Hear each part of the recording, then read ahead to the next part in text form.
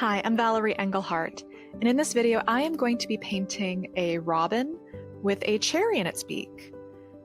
This is inspired by, well, an American robin that landed on my deck one day with a cherry snack in its beak, because we live where there are cherry trees. And so we'll get raccoons in the trees, all sorts of birds. They love to eat these cherries. But I was lucky enough to be eating my own lunch when the robin popped up, and it stayed still long enough for me to get a few reference shots. With this particular piece, I am starting with the eye, and then I'm going to build out the rest of the bird from there. Now, on a separate piece of paper, I always test out my colors just to make sure I like the way they look. That way I'm not finding out on my expensive paper. So I've painted the eye, and I've made sure to keep it really small. I have a tendency to paint really big, and the eye is going to set the scale for the rest of the scene. And so if I painted the eye too big, then the bird would be even bigger, and the composition might look, well, a bit amateurish. So since I don't sketch my subjects first, it's important that I think about the scale and relationship of shapes while I'm painting. So if you see me using my hands to measure things out, that's why. So this is the first wash. I'm going to keep things really loose, and I'm painting pretty slowly actually. I have sped the video up about 150%. That way you're not waiting on me forever. And even with the video sped up, I'm still working, as it looks to be, slowly. Just building up the bird. Now that beak, that doesn't really look like a very good beak, does it? That's fine. All I'm doing right now is I'm keeping my paints at a lighter value to make sure I've got my placements correct, because I can always strengthen that beak later when I have more information to work on. But I need a foundation. I need something to build on. And there I was using my fingers to sort of measure how far is the eye away from this point, what the angle of the head might be.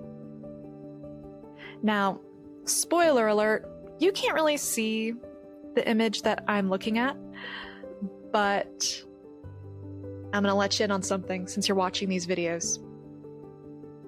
The eye, it's too close to the beak. There, I said it. I admitted my mistake.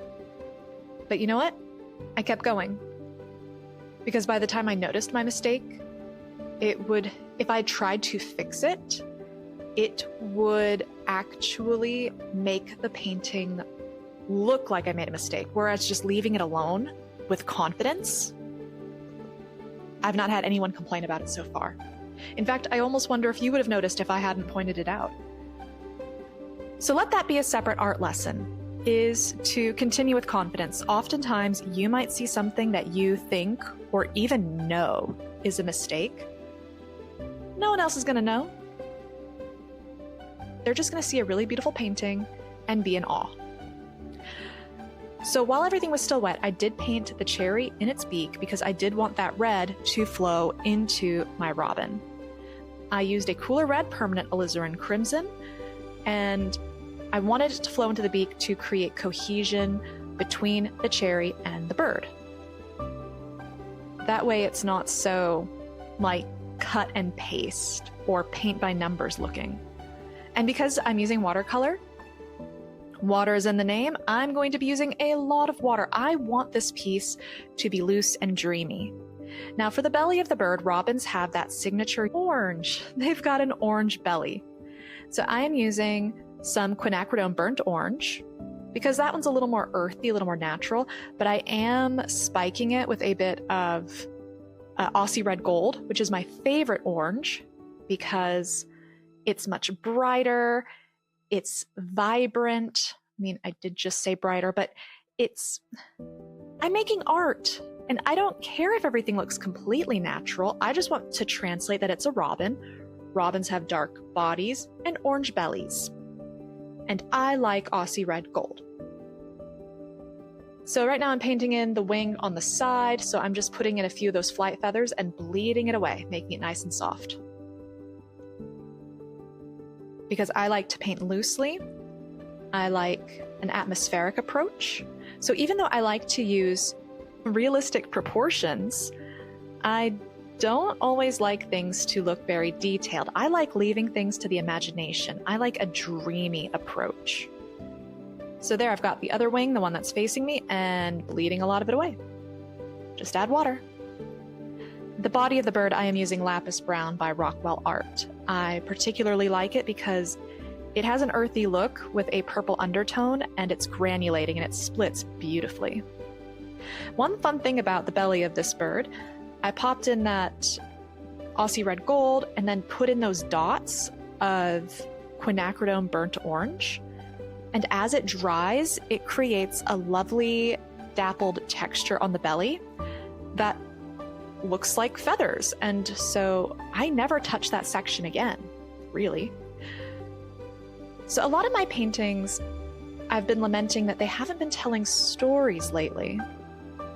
And this bird is standing on my deck, standing on the rail, and it's a nice enough scene, but it doesn't really tell a story. It needs more. And you know what?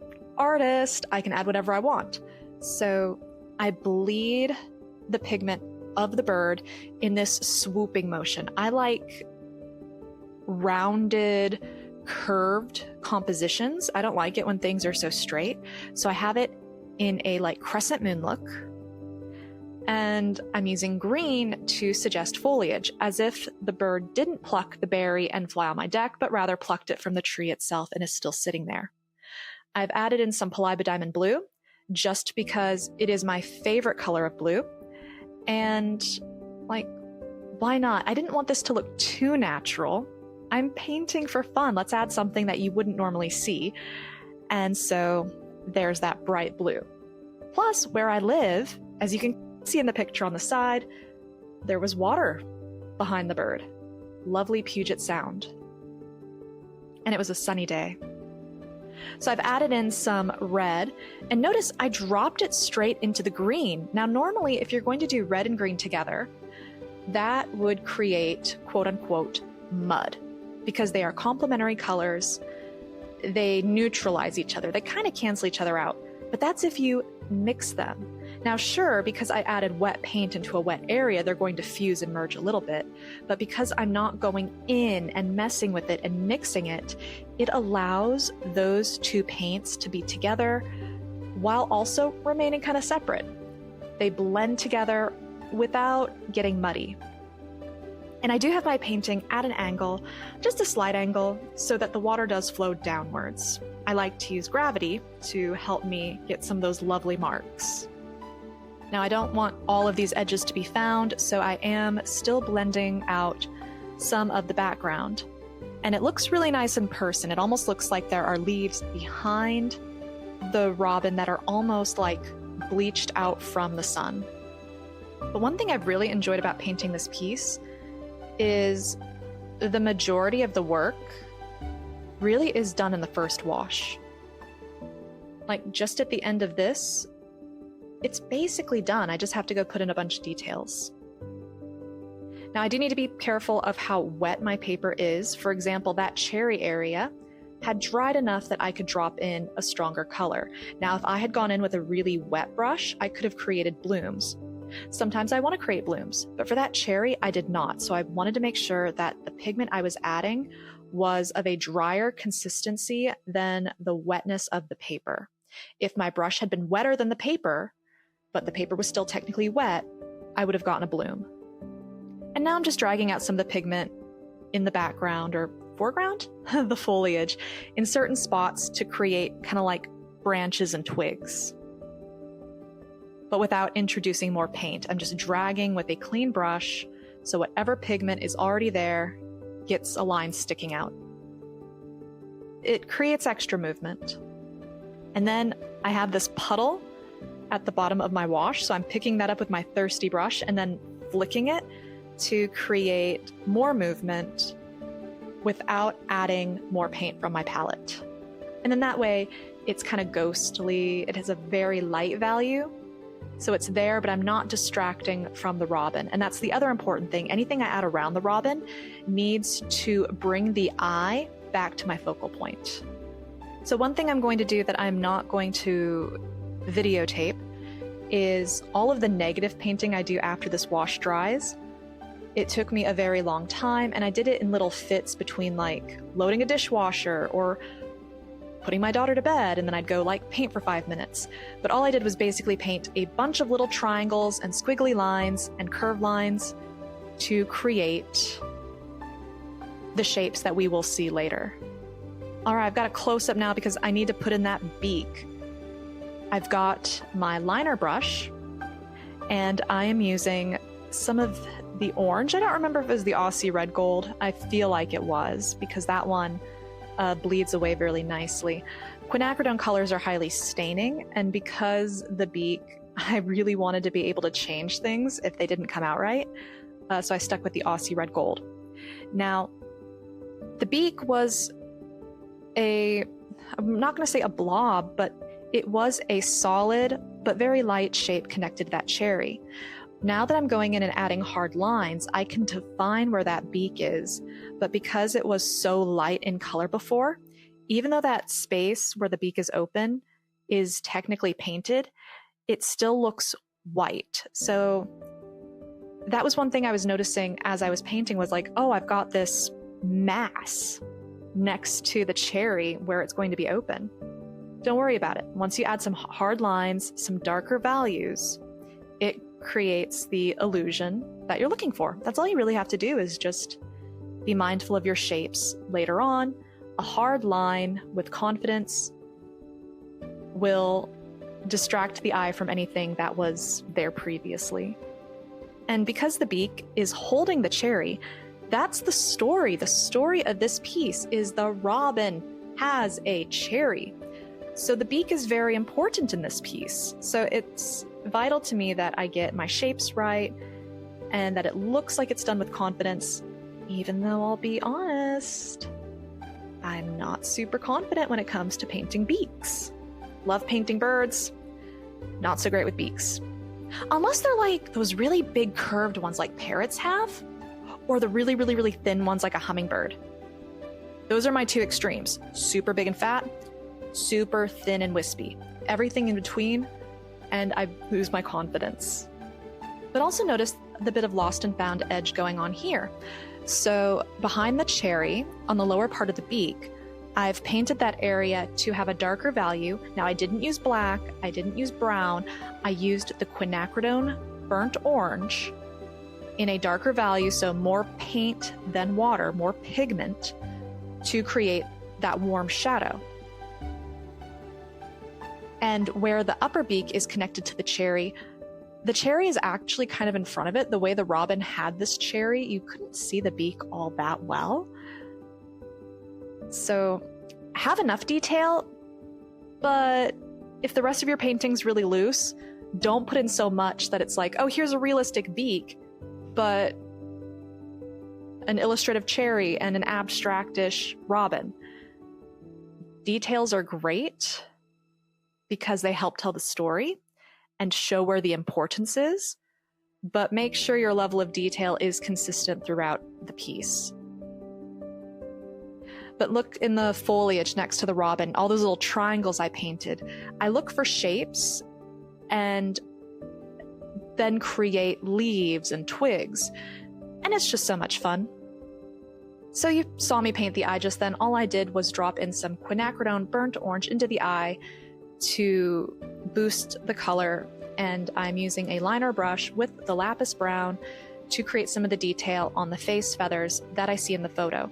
Because I just took it with my iPhone and through a window and it was a very bright day, the photo actually isn't all that clear, which is fantastic in a way because it means I can't paint this too realistically because I don't have the information. It's forcing me to be loose. But because the story is up where that cherry is, I do want the face to have the most attention put into it. And again, this is sped up. And yet, it still looks like I'm painting very slowly. So even though it's watercolor and it dries quickly compared to like oil, for instance, you don't need to rush. You can take your time. Also, it didn't come up in the form since I skipped over where I was painting all of those triangles, but I did paint a leaf on top of the robin where like the belly meets the head, and I did that I didn't want the foliage and the robin to be as disconnected as they were at the time, and so by putting that leaf over the robin, I felt like it merged that nature plant with bird. Now I've got my liner and I'm just putting in some gouache just to add some shine to those cherries. Those things are glossy and it was a sunny day. Now in the photo, the robin has like white on the top and underside of its eye. So I go and I add that now. And as I look at it, I was like, no, that doesn't look right. So water to the rescue. I bleed it away, soften it. I don't want to scrub because then I could lift the paint underneath, and I don't want to do that, but I make sure that gouache gets nice and wet, and then use my paper towel and just dab. And I don't rub it, I press and lift, and that takes off that gouache, and now that mistake has been corrected. And here's the finished painting. So if you liked this video, press that like button so I know to make more like it. And if there's anything you want to see me paint or any technique you want to learn, let me know in the comments because I'm always looking for ways to help my fellow artists. Anyway, thanks so much for watching. I'll catch you next time. Bye!